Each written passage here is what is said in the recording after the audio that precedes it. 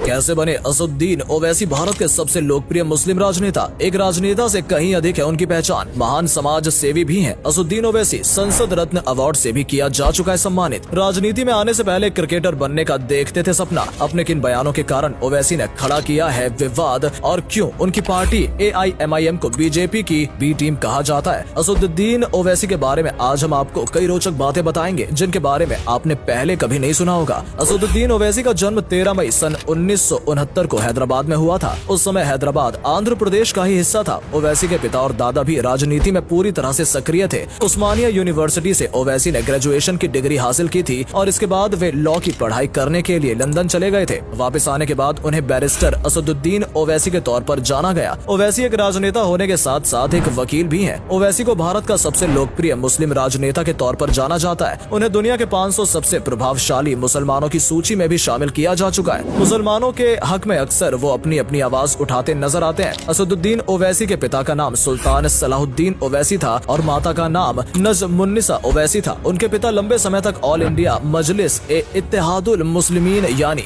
AIMIM के अध्यक्ष रहे थे और 20 सालों तक हैदराबाद से सांसद भी रहे थे। वर्तमान समय में असदुद्दीन ओवैसी के पास AIMIM की कमान है। AIMIM भारत की सबसे बड़ी राजनीतिक पार्टियों में से एक मानी जाती है। इसकी स्थापना सन 1927 में ब्रिटिश भारत के हैदराबाद राज्य में नवाबों के द्वारा की गई थी। आजादी के बाद असदुद्दीन ओवैसी के दादा अब्दुल वाहिद ओवैसी ने पार्टी की बागडोर अपने हाथों में ले ली और तब से इनके खानदान के पास ही इस पार्टी की बागडोर है। असदुद्दीन ओवैसी ने सन 1994 में पहली बार हैदराबाद की चार मीनार विधानसभा से चुनाव लड़ा था और अपने पहले चुनाव में उन्होंने 40,000 से अधिक वोटों से जीत दर्ज की थी। इसके बाद सन 1999 में एक बार फिर उन्होंने शानदार जीत दर्ज की। साल 2004 में ओवैसी ने हैदराबाद लोकसभा सीट से चुनाव लड़ा और इस बार भी उन्होंने ऐतिहासिक जीत दर्ज की। तब से लेकर आज तक वो हैदराबाद के सांसद हैं और लोकसभा के मेंबर हैं। साल 2014 में ओवैसी को संसद रत्न अवार्ड से सम्मानित किया जा चुका है। वो संसद में हमेशा ही सक्रिय रहते हैं। जनहित के मुद्दों पर वो अक्सर अपने विचार व्यक्त करते हैं। हालांकि कई बार उनके विचार विवाद का रूप ले लेते हैं। ओवैसी ने तेलंगाना की सभी मस्जिदों में इमाम के लिए हर महीने 5,000 रूपए पेंशन की शुरुआत भी की है, जिसका फायदा आज 9,000 से अधिक इमाम को हो रहा है। शिक्षा और स्वास्थ्य के क्षेत्र में ओवैसी ने काबिले तारीफ काम किया है। उनके ट्रस्ट सालार ए मिल्लत के तहत देश भर में 12 कॉलेज, 9 हाई स्कूल और 2 हॉस्पिटल संचालित किए जाते हैं। ओवैसी स्कूल ऑफ एक्सीलेंस और दक्कन मेडिकल कॉलेज की गिनती भारत के टॉप शिक्षा संस्थानों में होती है। इसके अलावा पॉलिटेक्निक, फार्मेसी और इंजीनियरिंग के कॉलेजों में बेस्ट एजुकेशन भी दी जाती है। ओवैसी हॉस्पिटल में 2500 से अधिक बेड्स की व्यवस्था है, तो वहीं उनके दूसरे हॉस्पिटल में भी 1500 बेड्स मौजूद हैं। उनके हॉस्पिटल को एशिया के सबसे साफ और हाइजीन हॉस्पिटल होने का पुरस्कार भी दिया जा चुका है। हर साल हजारों लाखों लोग उनके अस्पताल में मुफ्त उपचार का लाभ ले रहे हैं। हैदराबाद में ओवैसी के द्वारा एक पुलिस ट्रेनिंग कैंप भी चलाया जाता है, जहां गरीब बच्चों को मुफ्त में पुलिस की ट्रेनिंग दी जाती है। साथ ही वो महिलाओं और बालिकाओं के लिए कई ट्रेनिंग कैंप और स्किल सेंटर भी चलाते हैं, जहां पर सिलाई, कढ़ाई, बुनाई करना और कंप्यूटर चलाना सिखाया जाता है। साल 2012 में फोर्ब्स ने ओवैसी को एजुकेशन और हेल्थ सेक्टर में काम करने वाले शीर्ष व्यक्तियों की सूची में भी शामिल किया है। असदुद्दीन ओवैसी की पर्सनल लाइफ की बात करें तो उनका निकाह सन 1996 में हुआ था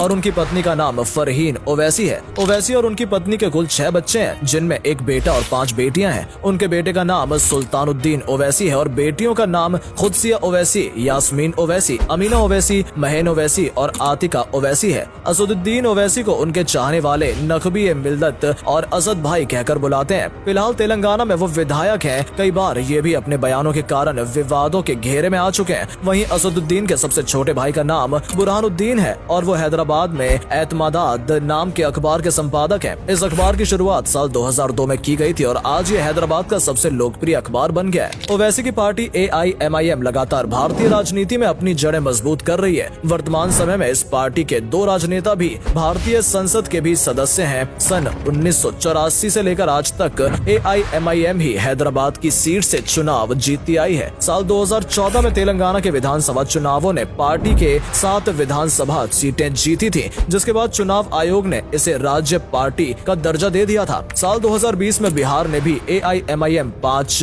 विधानसभा सीटें जीत चुकी और धीरे धीरे अन्य राज्यों में भी ये पार्टी अपने पैर पसार रही है। भले ही पार्टी की कमान मुसलमानों के हाथ में है, लेकिन पार्टी खुद को सेक्युलर मानती है। हैदराबाद के नगर निगम चुनावों में पार्टी ने कई हिंदुओं को भी टिकट दिया था और नगर निगम का मेयर भी बनाया था। अन्य राज्यों के चुनाव भी पार्टी हिंदू उम्मीदवारों के मैदान में उतर चुकी है। ओवैसी को बहुत से लोग केवल एक मुस्लिम राजनेता के तौर पर देखते हैं, लेकिन कई बार वे मुसलमानों के अलावा अन्य जरूरी मुद्दों पर भी अपनी आवाज उठाते नजर आते हैं। किसी भी धर्म या संप्रदाय के खिलाफ जुर्म होता है तो ओवैसी उस जुर्म के खिलाफ जरूर आवाज उठाते हैं। वो ISIS जैसे आतंकी संगठन का कई बार विरोध कर चुके हैं। कुछ साल पहले ओवैसी ने मुसलमानों को हज यात्रा के दौरान दी जाने वाली सब्सिडी का भी विरोध किया था और कहा था कि इस पैसे का इस्तेमाल महिलाओं को शिक्षित करने के लिए किया जाना चाहिए। मुंबई में 26/11 के दिन हुए हमले का भी ओवैसी ने विरोध किया था और कहा था कि भारत का प्रत्येक दुश्मन मुसलमानों का भी दुश्मन है और ऐसे लोगों को सख्त से सख्त सजा दी जानी चाहिए। हालांकि इसके विपरीत अपने कई बयानों के कारण उन्हें विवादों का सामना भी करना पड़ा है और एक रैली के दौरान ओवैसी ने कहा था कि चाहे कुछ भी हो जाए वो भारत माता की जय कभी नहीं बोलेंगे। इसके अलावा वो गौ हत्या प्रतिबंध को लेकर भी अपना विरोध जता चुके हैं। साल 2020 में कोरोना महामारी के कारण जब पहली बार पूरे देश में लॉकडाउन लगाया गया था तो उसका भी ओवैसी ने जमकर विरोध किया था। इसके अलावा सन 1993 में मुंबई बम ब्लास्ट में दोषी पाए जाने वाले याकूब मेमन की फांसी का भी ओवैसी ने विरोध किया था और कहा था कि वो एक मुसलमान है इसलिए उसे निशाना बनाया जा रहा है। इसके अलावा संसद में भी कई बार अन्य सांसदों के साथ अक्सर उनका वाद विवाद चलता रहता है। असदुद्दीन ओवैसी पिछले काफी समय से मुसलमानों और दलितों को एक मंच पर लाने की कोशिश कर रहे हैं। हालांकि कई विरोधी पार्टियां उनके ऊपर बीजेपी की भी टीम होने का आरोप भी लगा चुकी हैं। कहा जाता है कि केवल मुसलमानों के वोट काटने के लिए